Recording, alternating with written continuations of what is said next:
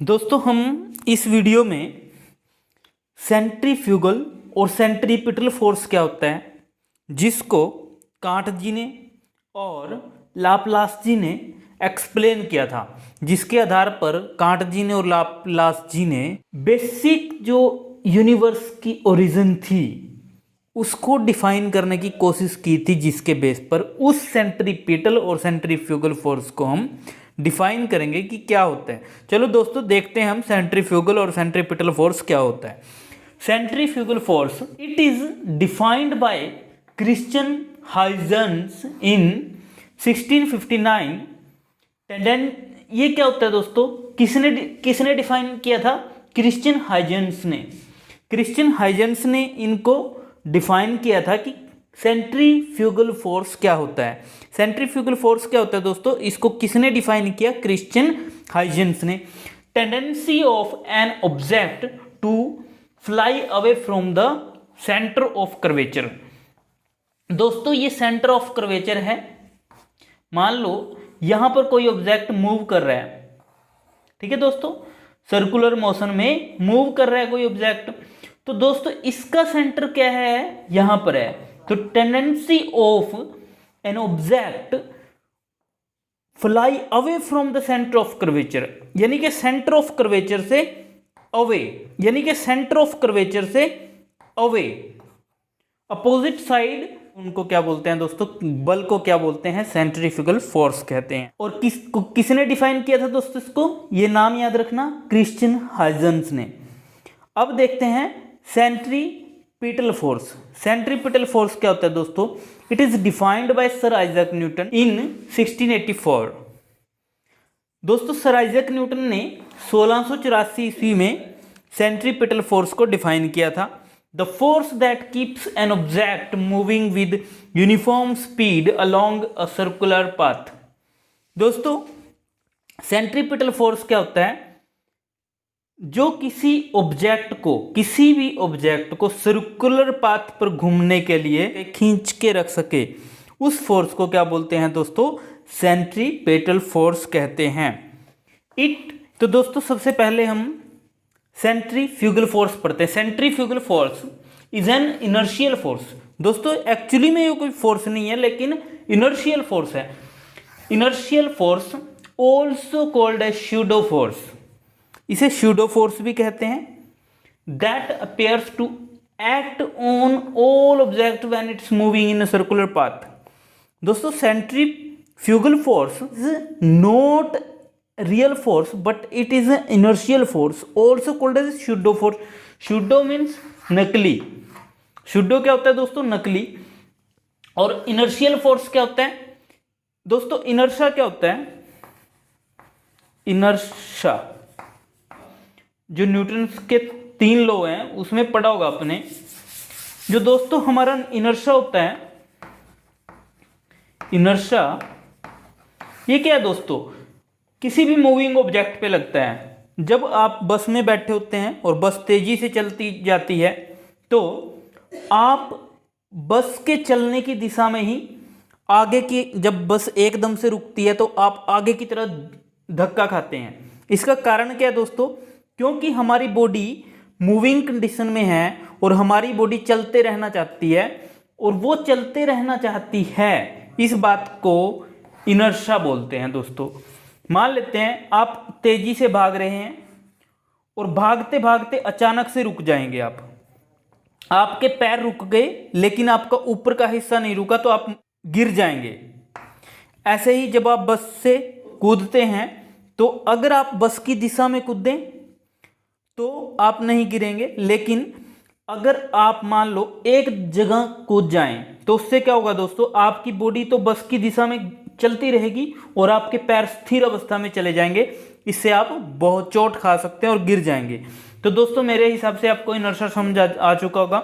जब भी बस चलती है, चलना शुरू करती है, आप बैठे होते हैं तो आपकी बॉडी एकदम पीछे को धक्का खाती है, क्योंकि आपकी बॉडी जिस स्टेट में है उसी स्टेट में रहना चाहती है।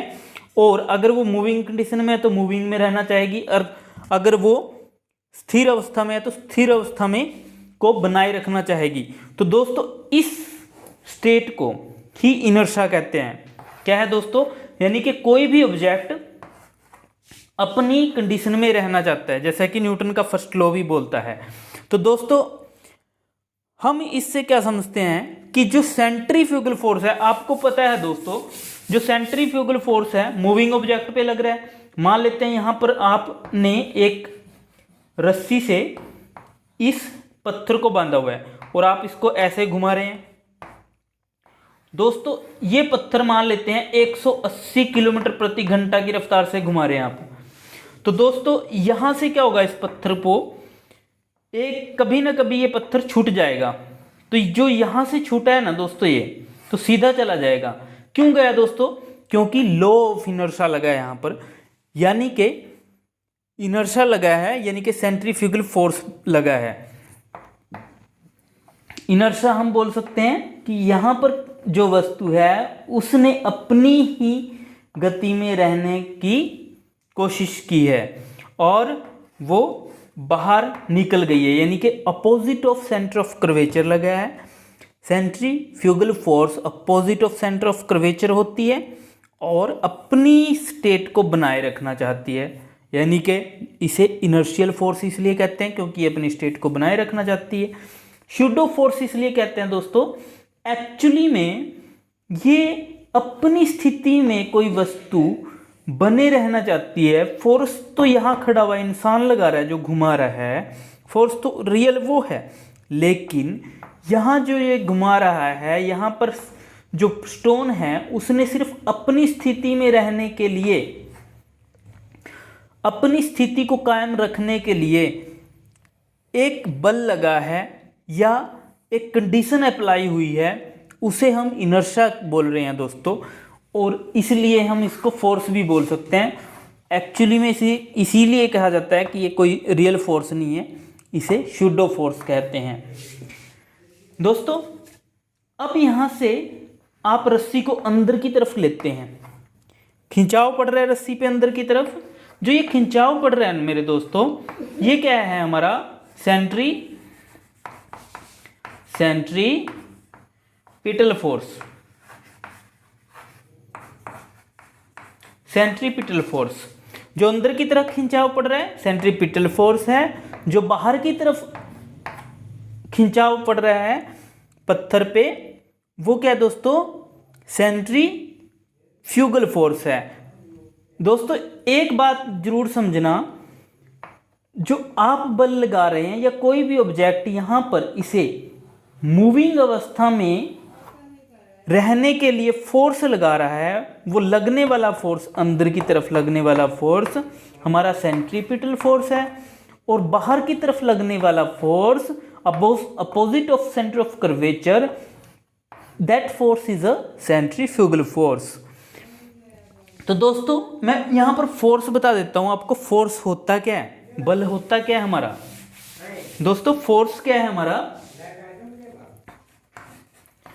फोर्स क्या है मेरे दोस्तों, मास इंटू एक्सेलरेशन होता है, आप सभी जानते हैं। मास क्या है, कोई भी द्रव्यमान, किसी वस्तु का द्रव्यमान, और ये क्या है दोस्तों, एक्सेलरेशन होता है। क्या होता है दोस्तों, एक्सेलरेशन, ये होती है हमारे पास एक्सेलरेशन। तो फोर्स क्या है मेरे दोस्तों, मास इंटू एक्सेलरेशन है। तो जो मास है दोस्तों, यानी कि कितना, किसी भी मूविंग ऑब्जेक्ट का जिसका मास द्रव्यमान ज्यादा है, अगर द्रव्यमान 10 है और एक्सेलरेशन मान लेते हैं 2 है, तो फोर्स कितना लगा दोस्तों, 20 यूनिट लगा। ठीक है, 10 यूनिट हमारे पास मास है और एक्सेलरेशन 2 यूनिट है, तो फोर्स कितना लगा, 20 यूनिट। और अगर हम किसी का मास बढ़ा देते हैं, मास को दोस्तों समझने के लिए वजन से लगा लो, लेकिन वजन मास नहीं होता, ये मैं बाद में डिफाइन कर दूंगा कभी, अभी वजन से मान लेते हैं 10 किलो कोई वस्तु है, वो किसी मूव कर रही है, ठीक है, सर्कुलर मोशन में मूव कर रही है, सर्कुलर और यूनिफॉर्म मोशन में मूव करती जा रही है दोस्तों। अगर वो 10 किलो की है तो फोर्स कितना, 20 हो जाएगा, 20 यूनिट हो गया हमारा। और अगर वो मान लेते हैं यहाँ पर 60 किलो की है, तो फोर्स कितना हो गया 120 यूनिट। ठीक है दोस्तों, अब आप समझ पा रहे हैं जितना हमारा द्रव्यमान अधिक होगा उतना फोर्स अधिक होगा। अगर एक्सेलरेशन बढ़ा दी जाए तो भी क्या होगा दोस्तों, हमारा ये फोर्स बढ़ जाएगा। एक्सेलरेशन बढ़ा दी जाए तो भी फोर्स बढ़ जाएगा, और मास बढ़ा दिया जाए तो भी फोर्स बढ़ जाएगा। तो दोस्तों हमने देखा फोर्स क्या होता है, हमारा बल क्या होता है दोस्तों, मास इंटू एक्सेलरेशन है। और एक्सेलरेशन क्या होता है, velocity upon r, radius, velocity की स्क्वायर अपॉन रेडियस। तो दोस्तों फोर्स क्या हो गया हमारा, mv स्क्वायर अपॉन आर। इससे निकाल सकते हैं हम फोर्स। एक्चुअली में ये सेंट्रीपिटल और सेंट्रीफ्यूगल दोनों फोर्स हैं। अभी दोस्तों सेंट्रीफ्यूगल और सेंट्रीपिटल फोर्स पे हम कुछ मेन फैक्ट देखते हैं, जिससे आपको बिल्कुल क्लियर हो जाएगा कि सेंट्रीपिटल फोर्स क्या है और सेंट्रीफ्यूगल फोर्स क्या है। तो सेंट्रीफ्यूगल फोर्स में हम कुछ मेन पॉइंट देखते हैं दोस्तों, कुछ इसके यूज देखते हैं, कुछ इसके मेन पॉइंट देखेंगे। तो दोस्तों जो सेंट्रीफ्यूजेस होते हैं, सेंट्रीफ्यूजेस एक डिवाइस हैं दोस्तों, एक छोटी मशीनें होती हैं, डिवाइस होते हैं, उपकरण हैं। तो centrifuges it is device that used for separate the components parts from liquid and fluid। दोस्तों centrifuges is a device that is used to separate the components part from liquid or fluid। किसी भी type के any type of fluids or liquid, if you want to separate the some hard components, some bigger components from the liquid, this type of device is a centrifuges device। centrifuges क्या होते हैं दोस्तों, ऐसे device हैं, ऐसे उपकरण हैं, ऐसी छोटी मशीनें हैं या बड़ी मशीनें हैं जो किसी लिक्विड में से या फ्लूइड में से किसी कंपोनेंट्स को बाहर निकालने के लिए यूज़ की जाती हैं। एग्जाम्पल के लिए जिस प्रकार आप दूध से like that you separate cream from milk, जिस प्रकार आप दूध बिलो कर लस्सी मट्ठा निकालते हैं और मट्ठा लिक्विड अलग कर लेते हैं, और जो हार्ड कंपोनेंट हैं, जो मोटे कंपोनेंट होते हैं दोस्तों, क्रीम जिसे मक्खन बोलते हैं, उसको बाहर निकाल लेते हैं। तो जो लस्सी बिलोने के लिए जो मशीन यूज़ की गई उसे हम सेंट्रीफ्यूजेस कह सकते हैं। दोस्तों जो सेंट्रीफ्यूगल फोर्स होता है उसके कुछ यूज़ देखते हैं हम, कहाँ हम रियल लाइफ में उनका यूज़ कर सकते हैं। To separate cream from milk, दोस्तों दूध से क्रीम को अलग करने के लिए। Simulate high gravity environment for test pilots को टेस्ट करने के लिए दोस्तों हाई ग्रेविटी एनवायरनमेंट बनाया जाता है। इसको मैं समझाता हूँ क्या होता है दोस्तों। आपने किस ग्रेविटी मूवी में देखा होगा कि जो एक्टर है वो दोस्तों हवा में उड़ता है, ऐसा प्रतीत होता है कि वो कहीं हमारे एनवायरनमेंट से बाहर है, ग्रेविटेशनल फोर्स से कहीं दूर है, वो ऐसा प्रतीत होता है। कि सबको पता है दोस्तों आपको कि वो ऐसा तो नहीं है, वो सिर्फ एक क्रिएट किया हुआ। कौन सा फोर्स यूज किया गया, सेंट्रीफ्यूजेस डिवाइस यूज किए गए हैं। वहां पर हाई एक्सेलरेशन सेंट्रीफ्यूजेस डिवाइस होते हैं दोस्तों, which is used to create high gravity environment, also used for test the pilots. ये पायलट्स को टेस्ट करने के लिए यूज किए जाते हैं। हाँ, ग्रेविटी मूवी में आप देख सकते हैं, वहां पर भी सेंट्रीफ्यूजेस डिवाइस का यूज किया गया है। Medium size centrifuges used in washing machine. दोस्तों वॉशिंग मशीन में आप मीडियम साइज के सेंट्रीफ्यूजेस डिवाइस देख सकते हैं। और it is used in medical laboratories. दोस्तों वॉशिंग मशीन में हम यूज़ कर सकते हैं, मेडिकल लैबोरेटरीज में यूज़ कर सकते हैं। मैं दोस्तों बताता हूँ आपको कि किस प्रकार हम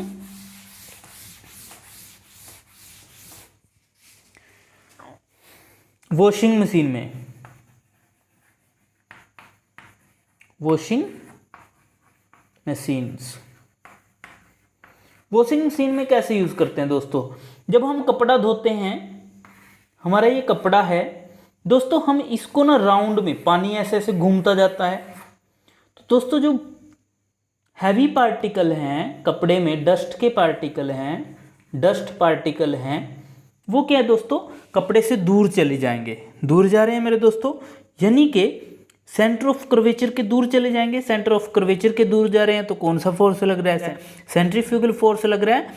तो यानी कि वो सेंट्रीफ्यूगल डिवाइस सेंट्रीफ्यूगल फोर्स का यूज करके डस्ट पार्टिकल को कपड़े से दूर कर देता है। इसी प्रकार जब आप अपनी कारपेट, दरी वगैरह झाड़ते हैं या चादरें झाड़ते हैं, चादरें पे डंडा मारते हैं, डंडे से डस्ट दूर चली जाती है दोस्तों, वहाँ भी क्या है, सेंट्रीफ्यूगल फोर्स का इस्तेमाल हुआ। यानी कि इनर्शिया, एक तरह के इनर्शिया का यूज हुआ कि जो डस्ट पार्टिकल हैं वो अपनी स्थिति को बनाए रखना चाहते हैं और जो दरी होती है वो दूर चली जाती है। इसका ही एग्जाम्पल है, ये कहाँ दोस्तों, वॉशिंग मशीन में यूज होते हैं, हाई ग्रेविटी क्रिएट करने में, और it is also used in medical laboratories to separate the blood. दोस्तों मेडिकल लेबोरेटरीज में ब्लड में से RNA, DNA, protein, RBC, red blood cells, white blood cells, WBC, platelets, दोस्तों जो भी ब्लड में कंपोनेंट्स होते हैं उनमें से अलग अलग कंपोनेंट्स को सेपरेट करने के लिए जो डिवाइस यूज़ किया जाता है उसमें भी सेंट्रीफ्यूगल फोर्स का यूज़ होता है दोस्तों। और सीरम, ठीक है दोस्तों, ये समझे आप, ब्लड में से हम आरबीसी को अलग कर सकते हैं, डब्ल्यूबीसी को और प्लेटलेट्स को अलग कर सकते हैं, कि इसका यूज़ करके सेंट्रीफ्यूगल फोर्स का। देखते हैं दोस्तों हीमेटोक्राइट। हीमेटोक्राइट या हीमेटोक्रिट एक डिवाइस होता है दोस्तों, it is centrifuge use to measure the volume of percentage of RBC in whole blood. दोस्तों आपने बहुत बार सुना होगा कि इसके ब्लड में आरबीसी की इतनी संख्या है, कि इसके ब्लड में आरबीसी की इतनी कम संख्या रह गई है, या प्लेटलेट्स इतने कम हो गए हैं, प्लेटलेट्स ज़्यादा हो रहे हैं, आपने ये सुना होगा। दोस्तों ये परसेंटेज कैसे निकालते हैं डॉक्टर? जो डॉक्टर होते हैं वो सेंट्रीफ्यूगल फोर्स का यूज़ करके हमारे ब्लड में ये बता देते हैं, हमारे रक्त में ये बता देते हैं कि रक्त में आरबीसी की मात्रा कितनी है। हाई ग्रेविटी एनवायरनमेंट क्रिएट करके वहाँ पर बच्चों को ट्रेनिंग दी जाती है कि किस प्रकार जो फाइटर प्लेन्स होते हैं उनको उड़ाने के लिए पायलट्स को विपरीत परिस्थितियों में ट्रेनिंग दी जाए। ऐसी विपरीत परिस्थितियाँ क्रिएट की जाती हैं ताकि पायलट विपरीत से विपरीत परिस्थितियों से भी निकल सके। तो दोस्तों USA air force school for training, USA air force school है दोस्तों ट्रेनिंग के लिए, कहाँ पर है? ब्रुक्स सिटी में। इसे ब्रुक्स सिटी बेस कहते हैं। कहाँ पर है? टेक्सास जो स्टेट है वहाँ पर, टेक्सास स्टेट है, उसमें एक ब्रुक्स सिटी बेस है दोस्तों, जहाँ पर हाई ग्रेविटी क्रिएट की जाती है ट्रेनिंग पर्पज़ के लिए। Here used high acceleration centrifuges, high acceleration centrifuges use किए जाते हैं तो to train fighter pilots in high gravity.